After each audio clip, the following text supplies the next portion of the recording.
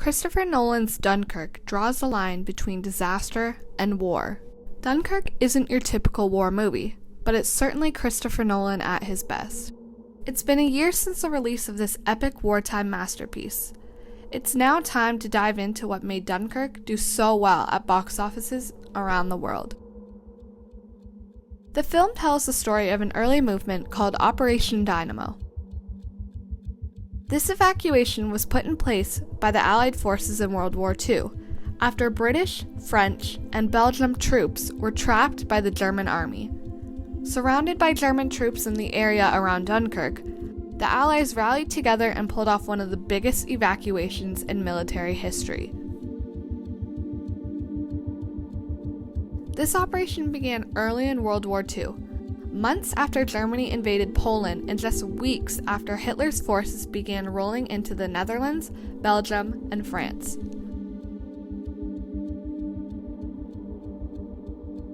Watching this film in IMAX is sure to take your breath away. From the moment the opening scene begins, you're thrust into the action. We're watching soldiers trying to escape with their lives, while everything around them is falling apart. And while the lack of dialogue or personality from each character makes it difficult to care, Nolan personalizes the film in a way that it feels like you're put into the same situations of the soldiers on screen. The majority of the film was shot in IMAX 65mm and 65mm large format film stock. We straight away started talking about a big format, especially IMAX. On an intuitive level, it felt like a very honest way to tell this story. The huge challenge of the IMAX format is the size and weight of the cameras. But the reason we were shooting on IMAX film is the immersive quality of the image is second to none. So our feeling was if we could find a way to do it physical, the payoff would be well worth it. By using several historic boats from the evacuation, as well as period airplanes, special effects were hardly touched. The IMAX camera is used in almost every scene, which easily allowed Dunkirk to be the highest resolution film to ever be shot. Dunkirk focuses on the impact of the environment, and the film is very clear by concentrating on the views of land, sea, and air, opposed to a special character. The timeline becomes extremely organic to the film's thorough emphasis on being in a very stressful environment where tragedy could happen at any moment. Intertwining the three perspectives of the mole, 1 week, the sea, 1 day, and the air, 1 hour, while also having them finish at the same moment of climax in a flurry of action is something only the brilliance of Christopher Nolan could accomplish.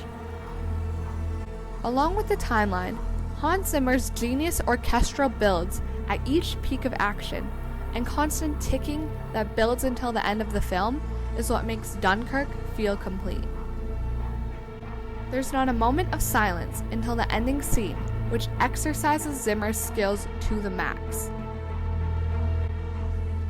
Any chance you think there is to catch your breath, you're sorely mistaken by the next onslaught of sound. There's an art in having the ability to bring every aspect of a film together. With Nolan's creative writing style partnered along Zimmer's brilliant talent of challenging sound, the two were a seamless fit that allowed the film to have a life of its own. The casting is what also allowed Dunkirk to succeed globally. To have British acting legends Mark Rylance and Kenneth Branagh, as well as up-and-coming stars Cillian Murphy and Tom Hardy represented in the film, brought a variety of people to Dunkirk theaters, even including musician and first-time actor Harry Styles, helped this wartime movie reach a new audience.